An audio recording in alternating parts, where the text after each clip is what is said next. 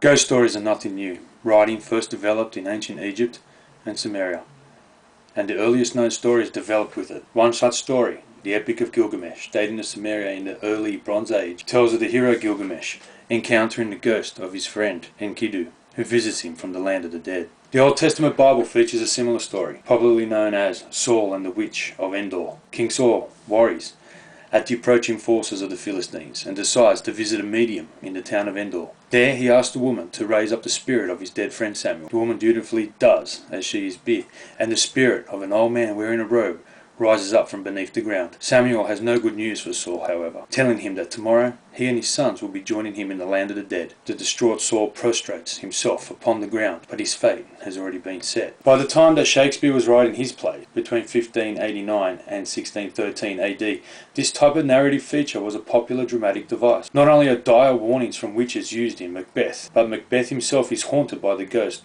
of the murdered Banquo, just as Prince Hamlet's tragic path is set in motion after he encounters the ghost of his father at midnight. Joseph Campbell's work looking at the commonalities between varying mythological tales and folklore in The Power of Myth suggests that the reoccurrence of the ghost story may be indicative of 4 mythological functions. The first is the mystical function, expressing awe at universal mystery. The second is cosmological function, explaining the workings of the universe. The third is a sociological function, supporting and validating a certain social order. And fourth is pedagogical function, teaching a life lesson. In Australia, the contemporary landscape is filled with stories of ghosts and spooky encounters, and many of these tales are associated with places of heritage significance.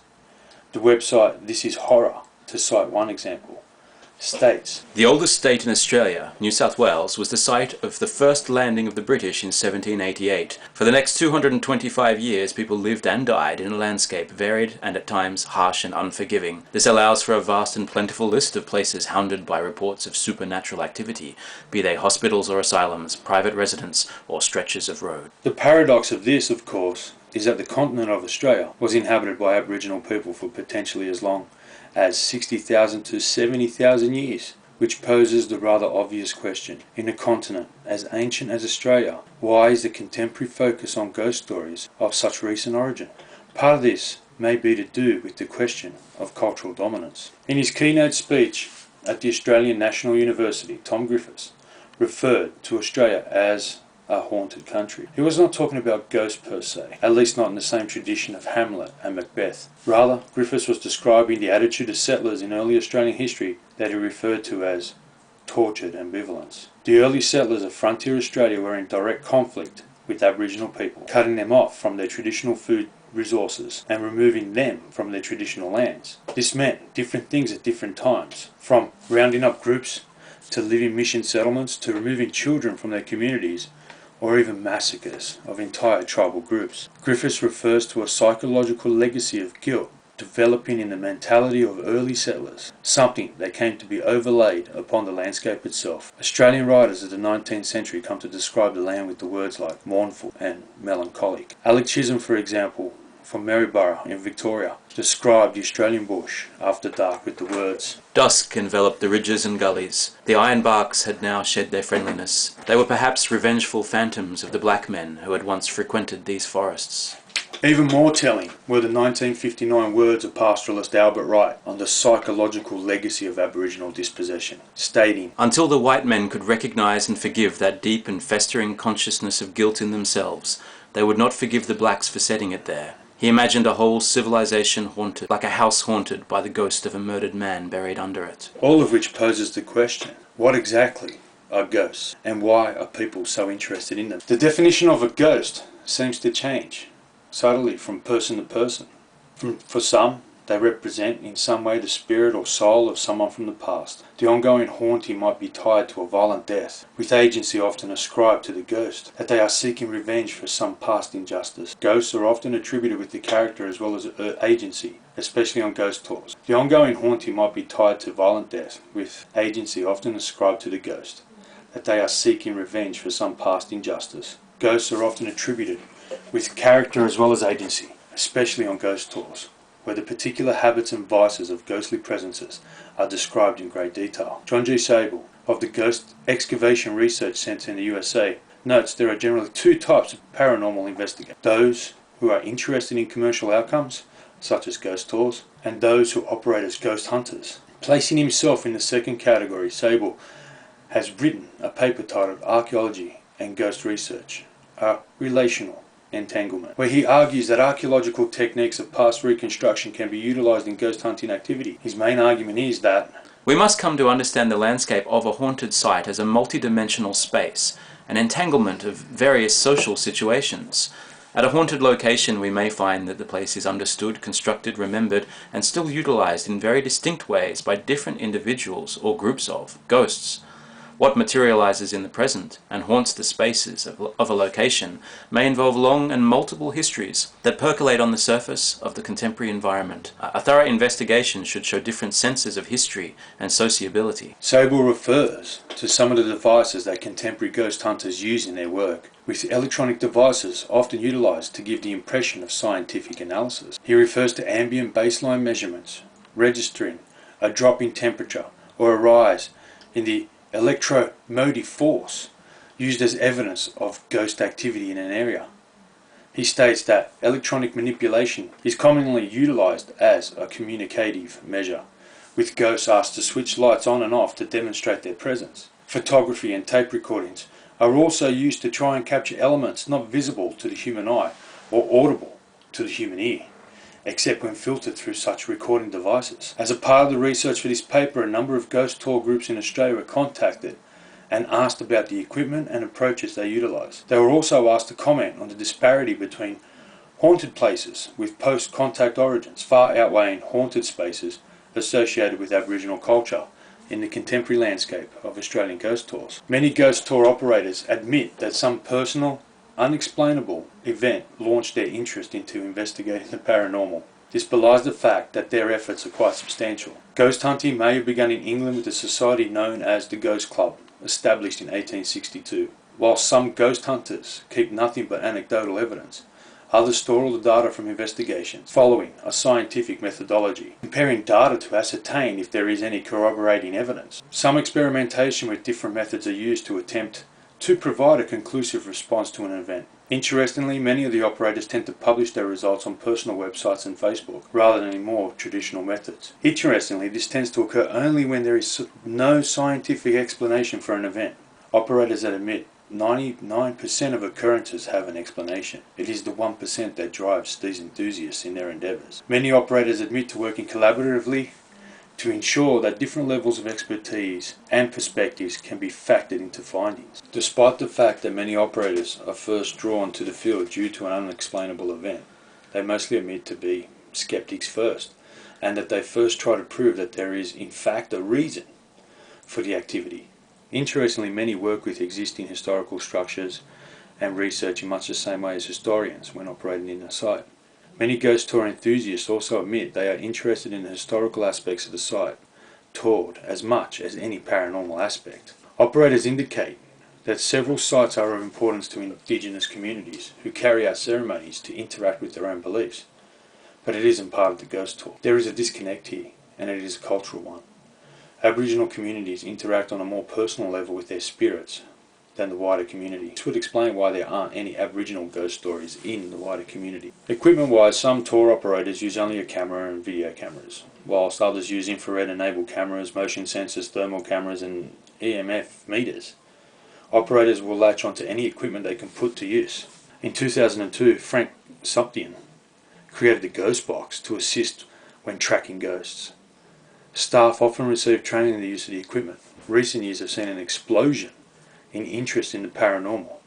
Many operators put this down to the increase in TV productions. Ghost tours are a popular pastime in contemporary Australia, and many heritage practitioners have chosen to latch onto the popularity as a way to rebrand history for a wider general public audience. Tours of the Rocks in Sydney, for example, are undertaken at night and called ghost tours, but focus primarily on the historical landscape. Similarly, tours of St Bartholomew's Church in Blacktown and Government House in Parramatta are essentially the same as history tours by day, but are repositioned at night and flavoured with a few anecdotal tales of sprites and spirits to give them a wider popular appeal. The tour of the Quarantine Station at Manly is one of the most successful and popular ghost tours in Australia, with record attendees turning up by the busload on occasions such as Halloween. One location that is often cited by popular culture sources as one of the most haunted places in Australia is a stretch of road in New South Wales, known as the Wakehurst Parkway. It is interesting archaeologically in that it encapsulates the stark difference between the prehistory of Aboriginal people overlying hegemony of the invading culture. In some versions, the girl wears a white dress and appears, phantom-like, on Middle Creek Bridge, where unsuspecting motorists drive straight through her insubstantial presence. An online post by Barry Dominy, formerly of Cromer High School, even claimed to know the name of the ghost girl, Kelly. His story referred to an incident in 1987 when Barry and his schoolmates were discussing this particular urban legend. In addition to this familiar description of the story, Barry added his own personal twist. Whenever we'd speak of her, one specific mate of mine would remain silent, as if the conversation bothered him, or perhaps he was just plain old scared. It was this particular library visit when he decided to share with his mates. You see, not so long before, his mother was involved in an auto wreck along the Wakehurst Parkway. She claimed to have seen Kelly herself, seated beside her in the passenger seat, as she made her way home during the early hours of the morning. It was not long after she had seen Kelly had she crashed her car. Luckily enough, she had survived the ordeal.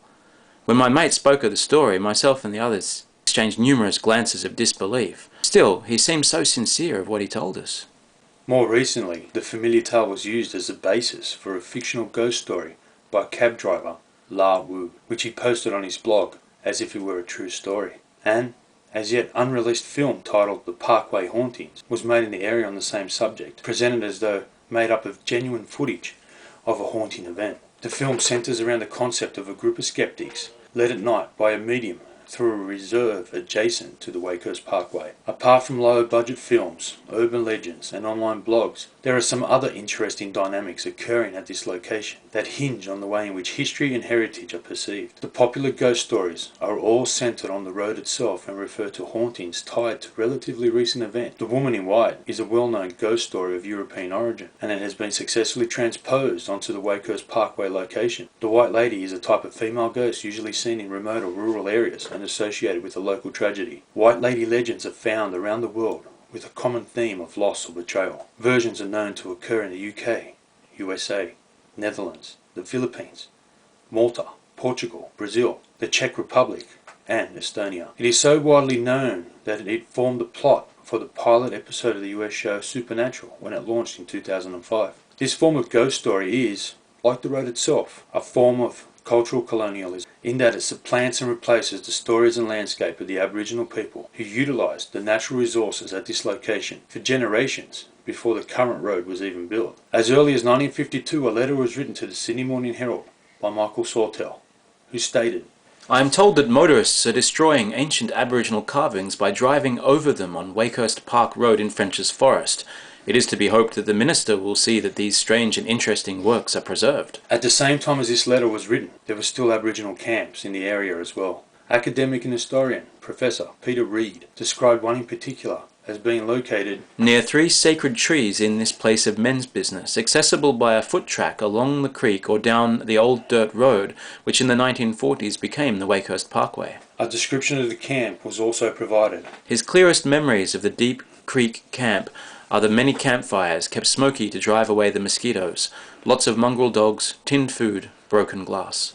Ironically, while Michael Sawtell was writing to the newspaper to urge the preservation of Aboriginal carvings in the early 1950s, it wasn't much later than this, just at the end of the 1950s, that the camp was forcibly cleared by the local council. God only knows where they went to.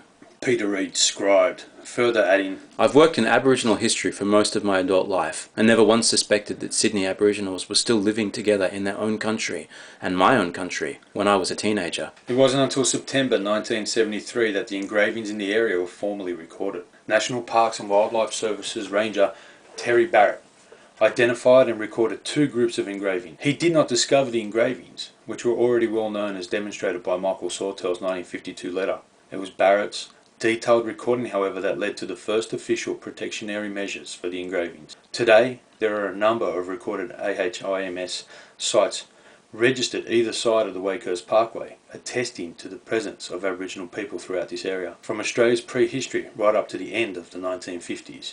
Yet the story is not prevalent. surpassed instead in popular folklore and urban legend by a transplanted tale of European origin. Ghost archaeology in Australia uncovers an interesting juxtaposition between Indigenous and European cultural viewpoints. While ghost tours are drawn from historical documents and heritage locations and utilise scientific equipment, their focus is often limited. Archaeology has the potential to bridge gaps between these varied narratives and provide a holistic view of the place of ghost stories in Australia.